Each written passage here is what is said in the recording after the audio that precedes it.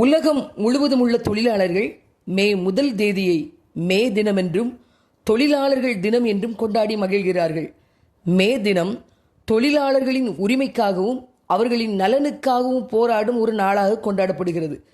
18-19ஆம் நூற்றாண்டின் ஆரம்பத்தில் வளர்ச்சியடைந்த நாடுகளில் உள்ள தொழிலாளர்கள் 12 முதல் 18 மணி நேரம் வேலை செய்ய வேண்டும் என்ற கட்டாயம் இருந்தது. பல நாடுகளில் இதற்கு எதிராக குரல்கள் ஒலித்து கொண்டே இருந்தது. இங்கிலாந்தில் 10 மணி நேரம் என்ற ஒரு போராட்டத்தை முன்வைத்தனர்.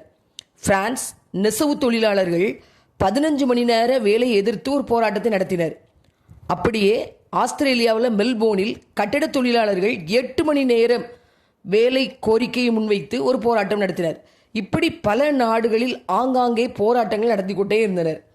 1896 ஏப்ரலில் லெனின் மே தினத்திற்கு எழுதிய ஒரு சிறு பிரசுரத்தில் ரஷ்ய தொழிலாளர்களின் நிலைமையை குறித்து எழுதியதுதான் ரஷ்ய புரட்சிக்கே காரணமாக இருந்தது. அமெரிக்காவில் உள்ள பல மாநிலங்களில் உள்ள தொழிலாளர்கள் இணைந்து அமெரிக்க தொழிலாளர் கூட்டமைப்பு என்ற இயக்கத்தை உருவாக்கினர். இந்த இயக்கம் 1886 மே 1 நாடு தழுவிய வேலை நிறுத்தத்திற்கு அறைகூவல் விடுத்தது. இந்த இயக்கம் மே தினம் தோன்ற காரணமாக அமைந்தது.